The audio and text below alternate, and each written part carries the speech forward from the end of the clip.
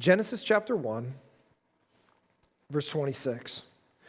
And God said, let us, so the Trinity speaking, Father, Son, and Holy Spirit, God speaking in the plural, let us make man in our image and after our likeness, and let them have dominion over the fish of the sea and over the birds of the heavens and over the livestock and over the earth and over every creeping thing that creeps on the earth.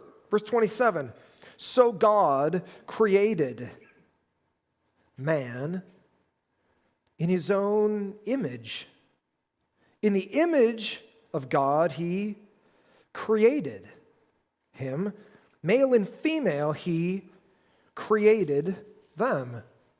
Then God blessed them, and God said to them, be fruitful and multiply, and fill the earth and subdue it, and have dominion over the fish of the sea, and over the birds of the heaven, and over everything that moves on the earth. And God said, behold, I have given you every plant yielding seed that is on the face of the earth, and every tree with seed in its fruit, you shall have them for food.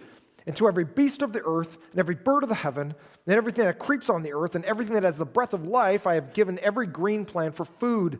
And it was so. Underline verse 31. And God saw, circle it, see the saw? Circle it. And God saw everything, and God saw everything that he had made, circle made, and behold. So right here in the Hebrew, or in the English, and every time you see the word behold, like behold, that's a literary way of saying, wake up. Everything you've just read, if you're bored already, knock it off, because I'm about ready to say something awesome. Anytime you see behold, that means wake up, because everything I just said was important, but what I'm going to say right now trumps what I just said as important, because this is the thing. So behold, it was what? Very good. So he saw everything that he had made, and behold, it was very good. And there was evening and there was morning, the sixth day. For many of us, we live our lives every day for a reason. Many of us get up and go to work.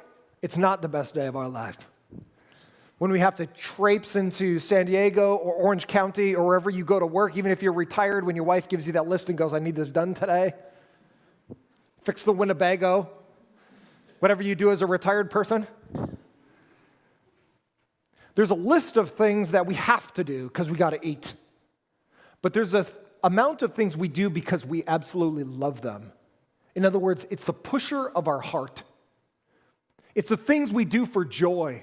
It's the things that when we think about it, we go, gosh, if I had the rest of my life to do something, I'd do that. Or I'd enjoy that. Or I'd be here. Or I'd be with this person because they make me feel a certain way. And it's the idea of the art and the beauty in your life that you see is what thrills your heart. And understand this, you may have to work to make a living, but there's things that you live to do. There's things that bring joy to you. It's the reason that you live.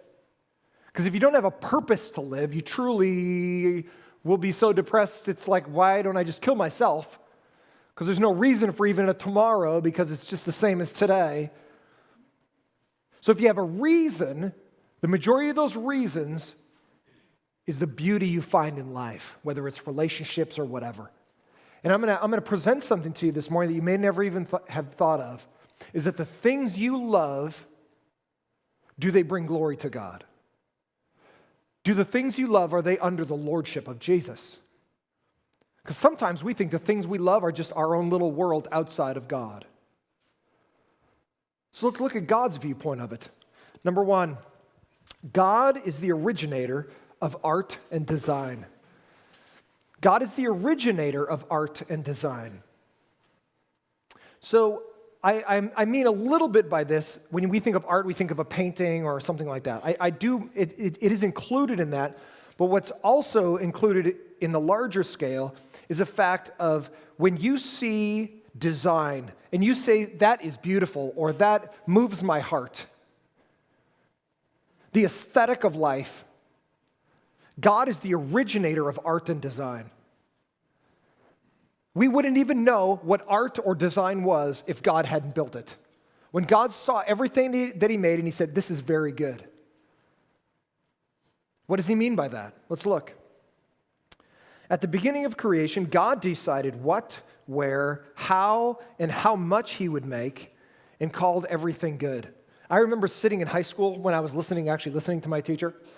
When I wasn't listening, I was thinking about playing football or listening to Metallica or whatever I was doing back in that day. And I remember sitting in my class, and while the teacher was droning on about something, I remember thinking, I wonder how far out I can think. And I remember thinking about the fact that I had a certain intellectual ability and certain intellect and logical capacity that I thought, I wonder how far out I can think. And you know what was odd to me was I reached a limit. I might sound odd to you, like you reached a limit of logical abilities? Yes, even me, your pastor. Who knew? It was like, it's like a miracle. No? I just realized that there was a ceiling on what I could know. That there was a logical limit of which I could not get past. Could I be taught other things? Could I learn other things, be educated more? Yeah, I could. But it seemed more of a linear education of understanding things rather than a vertical understanding of like, I can get beyond anybody else who's ever thought of something. It was odd to me that God looks like he had built a ceiling even on what could be known. But within what's known, I can make things that are beautiful. I can make things that are understood. And so listen, if we've evolved or if there is no God, then there truly should be no limits on what we could think or know about. There should be no cap. We shouldn't even realize there is a cap because it just go on and on. There's nothing there. There's no one there. There's no limits. But you realize that, wow, there's a limit on even what men and women can know. We can discover things here, but truly there's a cap on what we can get to with our minds. At the end of creation on day 6, before man was there to evaluate it, he called the universe very good. And so when you circled very good, it's made up of 2 Hebrew words. It literally means exceedingly beautiful. He looked at everything that he had made, and behold, it was exceedingly beautiful or incredibly pleasant or ideal. And so I want you to understand this. It wasn't Adam, the first man, that walked around going, God, wow, you killed it when you made Eden. This place is fantastic. I didn't even know a place could exist like this. Of course, I've only been alive for a minute, but man, I didn't even know a place could exist like this. You know, high five to you, Jesus. You smoked it when you made this place. How could it be better than this? No. You know who made the first delineation of beauty? Was God himself. It says, behold, God saw. God had eyes in that reality and looked at what he had made, and he out of his own mouth said, wow. That is primo. I did kill it with this. So my point being to you is that beauty is not in the eye of the beholder. You might think something's beautiful that somebody else doesn't think is beautiful, but guess what? The whole concept of beauty comes from God. The whole concept of looking at something and going, that's fantastic, comes from God. We don't make that up in our own minds. We don't make up the concept of art or the concept of you.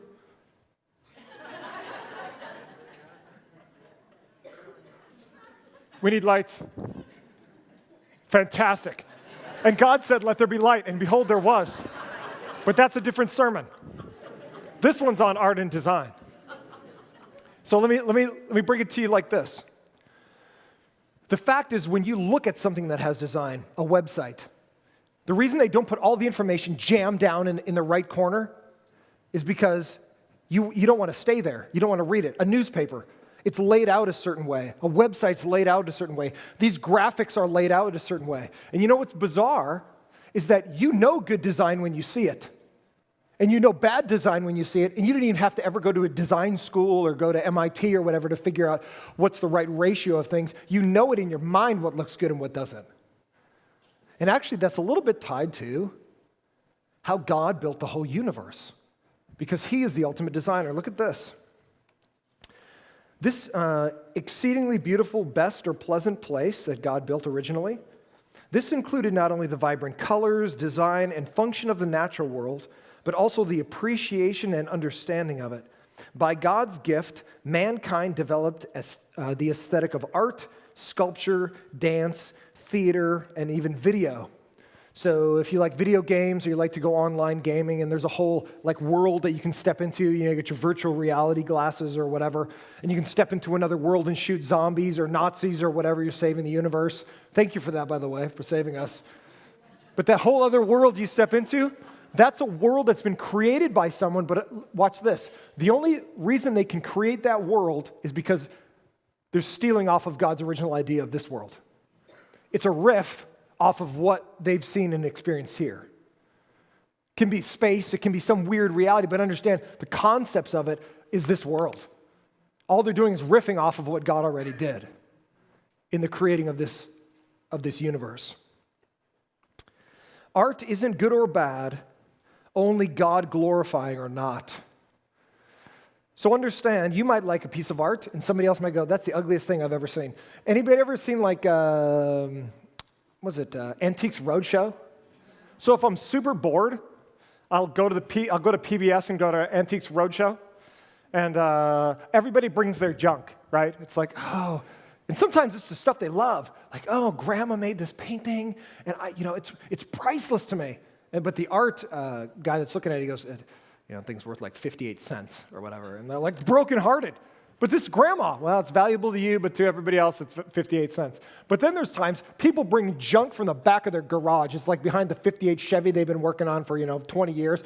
They bring out this piece of whatever it is, pottery or whatever. They go, I don't know, my uncle's grandma or somebody gave this to us. I was just going to throw it in the trash. I don't know, is this thing worth anything? It's like ancient Navajo one-off pottery or something that was signed at the beginning of, America or something. And all of a sudden, people are freaking out. They're going, I can't even believe what I'm looking at. The guy's ready to throw it in the recycle bin. They go, this thing is it's priceless. The value's beyond comprehension. It's like worth $14 million. And all of a sudden, he's going, forget the old Chevy I was working on. I'm going to buy a whole car dealership. So all of a sudden, the point is, all of a sudden, his life changed, watch. Not because of the value he had for it, but because of the value someone else had for it. And the value that someone else had for that changed his life. And that's the exact same way of beauty is with God. God has a value for beauty, and his value for beauty changes our lives. Because beauty and art and design is from him. Let's look at it from the side of mathematics for a second, which might surprise you. Even design and engineering, math or language like poetry and logic represents God's genius. So look at math, for instance. In math, the order of consciousness, you got to be alive to start, cognition, which is being able to think, logic, being able to tell the difference between things, arithmetic, 2 + 2 = 4, and now I'm going to walk into the dark ages of your high school right here. Algebra, geometry, trigonometry, calculus, differential equations, and non-Euclidean geometry. Where are my math people at?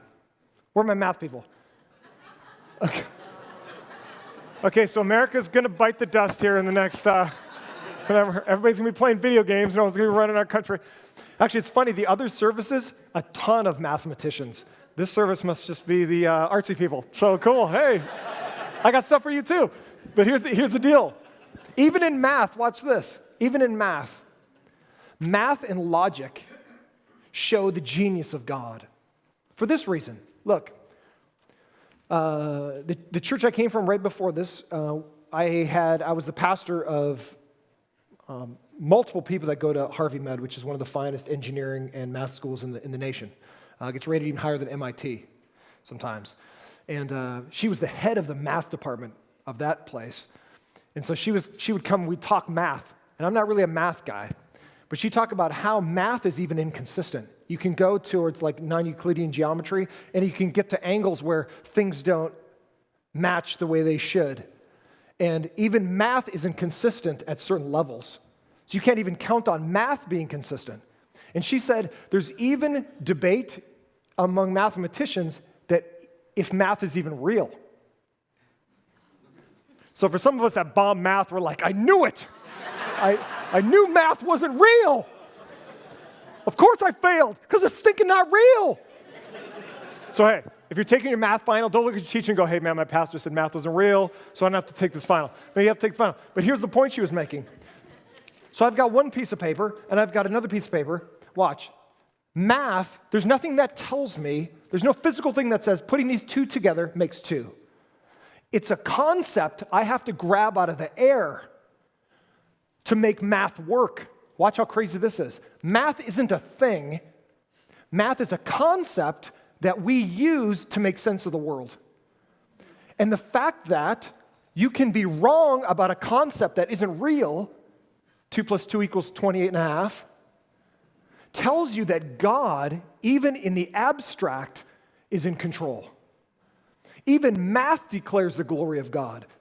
Because math is a construct we use to add up things and make sense of our world, but it isn't a thing you can touch, taste, feel. So math even declares the glory of God because it deals with design, even in the universe. So look at this. But the quote by Galileo, who's a minorly smart person, he says this: mathematics is God's language he used to create the world. And look at this other quote from a modern theoretical physicist. He says, God used beautiful mathematics to create the world. And here's what he means by that. So put the Fibonacci series up. So here's the Fibonacci sequence. You add the first two, and you get the next number. 0 + 1 = 1, 1 + 1 = 2, 1 + 2 = 3, and it just goes on infinitely. What's odd is we just discovered this pattern. We discovered it. Fibonacci made it famous, but we just discovered it as humans.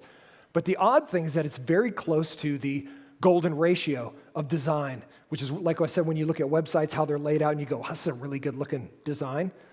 It all deals with spacing, and it kind of riffs off the Fibonacci sequence, which builds from small into, by ratios, larger and larger and larger and larger, building off from the small, from the 0, 1, and this ratio of adding to the number always stays the same, but it just grows larger. So look at this. Here's the way it works. Here's a nautilus, and you see the inside of there is like where the 1, the 0, 1, and the 1, 3, and all that. As you start to work out, the arc stays with inside of this, the golden ratio of how things are designed. You see the design in the nautilus. Keep going. You see the design in the spiral galaxies. Keep going. You see the design even in hurricanes. Keep going. And you also see the design even in your own face. So when you look in the mirror, unless you've got some jacked up eyes or whatever, even your face, so when you look at somebody, you go, God, this is a pretty good looking person. You are the best looking person I think I've ever seen my whole entire life. Oh, you're not my wife. But let's just say I was just doing it as a thing. So Julie was here. You're the best looking person ever. Look, when you look at somebody, you go, that's a good looking person. What you're recognizing in them is actually spatial construct of their face. You don't even recognize you're doing it. When you look at somebody, you go, I don't know, you're a little sketchy looking. You don't go, gosh, the Fibonacci number and the golden ratio of your face is off. But here's the point I'm making. That's all math. Math relates to design, which relates to beauty and art. The way you know something is structurally set up well, and like your body is almost exactly symmetrically in half if you were to cut yourself, it's how God built you. It's amazing that God built you symmetrically the way he did, and the design of your whole body and face lines up with math in how it's put together, and how we see beauty or how we see a well-structured face. Look at this. All truth is God's truth. So I want you to realize this. People don't have their own truth. They might have things they believe that are true, but if it's not God's truth, it's false. So people can say, your truth is only as good as my truth, as good as her truth, or whatever. True. Things can be true to you, but that doesn't mean they're true. Everybody with me? And here's the point. You could think something's beautiful and God not think it's beautiful. Truly, beauty is in the eye of the beholder, but it's ultimately in the eye of God, who's the ultimate beholder. And here's why I say it to you. So, like in art, if you are a computer graphics guy, or you like to do code, or you're a painter, or you make pottery, understand that you can use your skill to either honor God or dishonor God. So making a beautiful movie about the earth and nature is not the same as being a pornographer and making pornography. You can't say, it's just art. I made porn, it's just art. You did something, but it wasn't art. So the reality is you can call something beautiful or you can call something valuable, but that doesn't mean it is. Because ultimately, God decides what's beautiful and valuable and true. And here's the thing. With humanity, we don't get to decide that. Ultimately, God does. And what's incumbent upon us is to align with God's ideas rather than our own. Because then we know we're on the right track. Because we can call anything good or beautiful or true, but if it's not what God says, we go off track. That's how we damage ourselves. While technology and invention have been going on since the beginning, people don't create new things. They just reformulate old into different. So I've had people go, hey, I made something new. I made a computer program. Adam did make a computer. Eve wasn't walking around going, oh, where's the mixer? Where's the mixer with a plug into a wall? There's no electricity. So, of course, we make things new. Actually, it's not true. You know what we do? We reformulate what God has already built into something different. We just make things that God already made into different stuff. So whether they created the wheel out of stone or we create a new computer program as you're banging out a bunch of code, understand you made the computer out of plastics or rubber or whatever that's just reformulated out of stuff God already made. So while God is the big C creator, we are just small c creators. We just reformulate what God's already made into something different.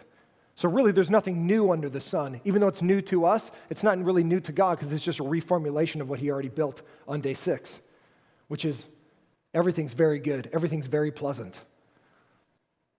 Everybody still with me? That was a little bit of a mind bender. So just because you buy a new laptop doesn't mean it's new. It's new to you, but as far as creation-wise goes, all it was is just plastics and stuff that's been remade out of stuff that God already made at the beginning of creation. All art and design is a minor reflection of God's creativity as an artist and engineer. So the ultimate artist is God. The ultimate engineer, if you love engineering, if you love design and putting things together, if you're a math person, the ultimate mathematician is God. And we see math even in our own bodies the way they're designed. Number 2, God is the originator of beauty. God is the originator of beauty. So this might surprise you too, because we do have a phrase, beauty's in the eye of the beholder. But like I said, you can call something beautiful that God calls trash. You can go, this is a great piece of whatever. And God, that's sinful. Why'd you do that? Don't call something good that's evil. God is the originator of beauty. As humans have seen almost nothing of what God has made since creation, the universe is built for God's glory alone. You know, it's a trip. Think about this. Do you know that we almost know nothing about our own ocean? Have you guys, listen to me really carefully, because you're like, how do we know the earth? Understand, we don't even really know what's at the center of our own planet. We're just taking shots in the dark about, I think it's this, or I think it's this, or I think it's molten this, or blah, blah, blah. In other words, we've never drilled a hole down to the center of the earth and gone, oh, we were right. Or, wow, what the heck is that? We have just mapped out our own ocean within about the last 30 years. And you know what's bizarre is for most of scientific, most of the scientific world, they never realized that there was living things at the bottom of the ocean. You know when Jacques Cousteau got in his little bubble? You know what they thought when he was going down there? You know what you're going to see, Jacques? You're going to see dirt. When you hit the bottom, it's going to go. You don't want to know why? Because nothing lives at 2 miles down. because the pressure is so immense, it crushes everything that's living. But you know what happened? Jacques went down and sat at the bottom, and he turned on the lights and went, pow. And all of a sudden things are like, what in the world are you? I mean, like glow-in-the-dark squid and all this crazy junk that it blew people's minds. And here's the point. Who saw those things before we went down there in a submersible? Only God. You want to know something even crazier? You know, when you look at a telescope, do you realize we've only been able to see outside of our own solar system within about the last 100 years accurately? What that means is this. When we keep peering out into our universe, there are things that we are seeing that have never been seen in the history of humanity. The bottom of our ocean, outside of our solar system. You know what that means? That means that God built everything for himself. You know, the only person that ever enjoyed the majority of the universe is God. He's the one who's like, you know what I need at the bottom of the ocean? I'm going to stick a little squid down there that no one's ever going to see. And the squid's like, why do I have to go? You go down there because that's where I'm putting you. I'm going to put a quasar out there on the far side of the universe. But God, you know, the angels are like, God, who's going to see that quasar ripping across the sky? Only me and you, bro. That's it. What about humanity? Couldn't care less. You want to know why? Because I built everything for myself. When I call everything good, I see everything. That means I have an ideal of beauty. Beauty's on me. Beauty's on me as God. And as humans, as me and you, we need to make sure the things that we call beautiful are what God calls beautiful.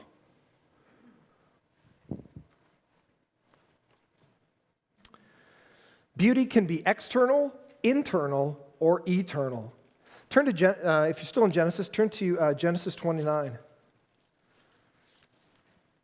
There's a little bit of humor in the Bible, actually. Look at Genesis 29. So if you've ever been dating, so where are my daters at? Yeah, looking for a date? The Orchard is a great place to find a mate because we have a plethora of youngsters here. And let me make this point to you. If you're dating and you go on a dating website, it's funny that ladies have a different value system than guys. Typically, when ladies list their top, 5 things, like here's what I gotta have in a man. The way they look may or may not be close to the top. Usually, it's like loves to go on long walks, wants to be emotionally connected, blah blah blah. Loves Hallmark Christmas movies or whatever. Loves to estrogen fest with me when we watch these, Hallmark movies with titles like, a husband for Christmas or, whatever those movies are, which my wife just started watching this last week, which is why it's on the top of my mind right now. We just sat through one of the worst acted movies in the history of humanity. But they got together at the end, it was happy. They all had a happy life, I guess, together. The spirit of Christmas brought them together, or whatever the whole point of that movie was. But the point being is that ladies have a different value system, which is usually more relationally connective, less about looks. It's nice if looks are part of the package, but if it doesn't come along, it's like, ladies can put up with that. Guys, you hit guys up. And it's basically like, ding, beauty, and then guys struggle like, what's number 2? What can I put in there for number 2? Like Star Wars or whatever, whatever number 2 is.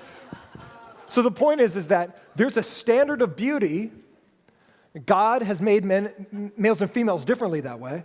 And it's funny that in Genesis, which is this story I'm going to read to you, is over 3,000 years old, speaks to the exact same thing as our modern culture. So look at this. Jacob, he is going to be looking for a wife. And he goes to his kind of a cousin, because they stayed within their clan when they married. And so he goes to a man named Laban, and he has 2 daughters. And in their culture, in Laban's culture, you marry the older daughter off first. So the older daughter gets married off, and then you marry your younger daughters, and that's how they did it. They did it by order of age. So Genesis 29:15. So Jacob's been working for Laban. And Laban said to Jacob, because you are my kinsman, should you therefore serve me for nothing?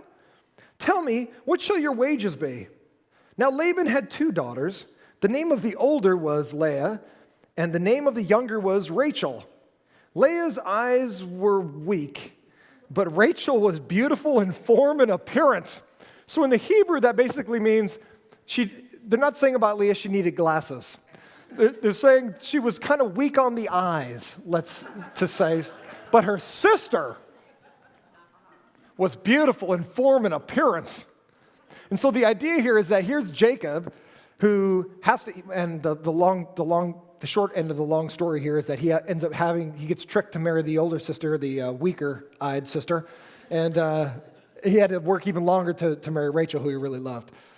But the issue here is that beauty is external.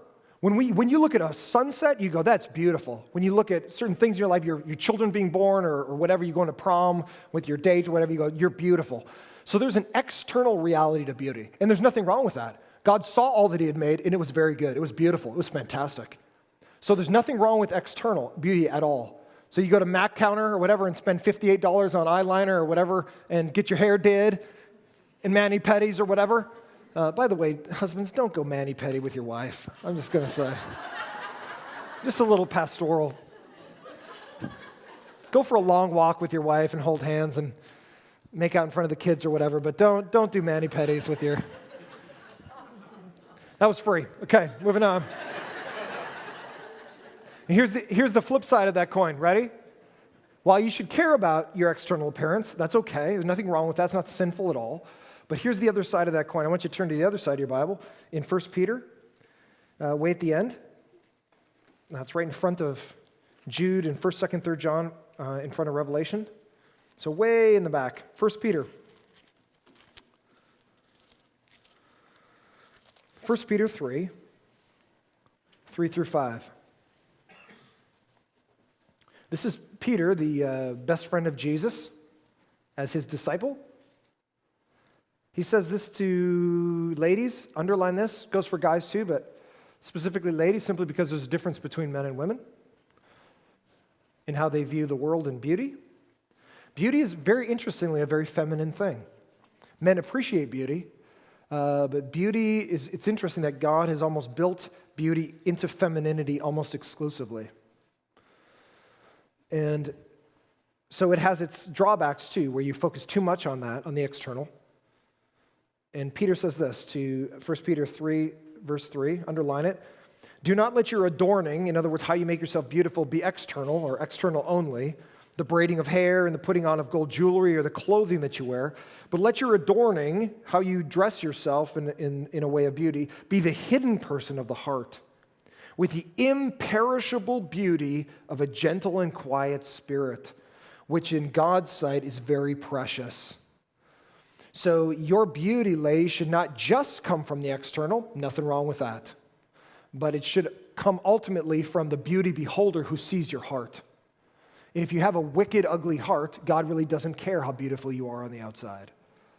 And so the Bible speaks to both. It's okay to be beautiful. It's okay to dress up. It's okay to do whatever you need to do. Awesome. But that can't be the totality of your beauty. The totality of your beauty has to be a woman who has a heart for God. Because the proverb also says there's nothing worse than a beautiful woman who lacks discretion. It's like a pig with a gold ring in its snout.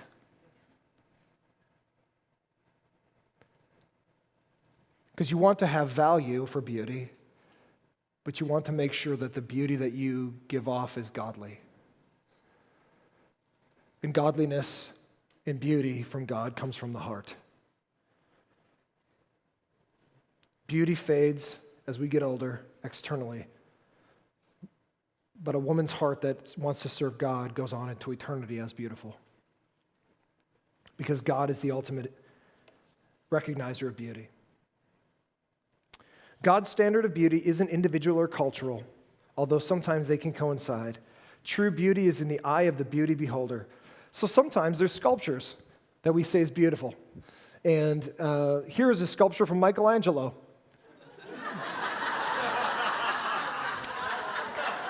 And so we added a little bit, and that's a real picture, by the way. That isn't photoshopped. That's a real picture. Somebody sent us one of the orchard mugs in Italy. That's a real, true picture of David. So as you can see from the male form, when we look at what Michelangelo did there, he took a solid cold stone and he chipped away at it so beautifully that it literally looks like flesh. It literally looks like a real person. But I want you to see this. When we look at that, we go, that's an artist's hand. That's like one of the rarest things to ever hit the face of the earth is to have a guy that can take cold, hard stone and make it look like flesh. But even God takes who we are with hard hearts of stone and can break them and make them beautiful. That even what humanity can't do, but they can try to mimic, only God can truly do when Jesus transforms your heart and gives you not just a hard heart towards God, even though you're beautiful on the outside, but a hard heart inside toward God. He can do both, where he can, even if you're beautiful on the outside, he can make your heart beautiful, which has eternal value.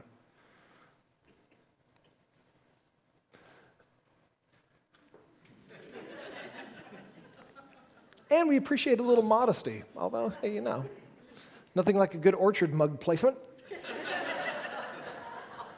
Lastly, so God is the originator of art and design. Don't think I came up with things. You came up with things maybe that are original to you, but they are not original to God.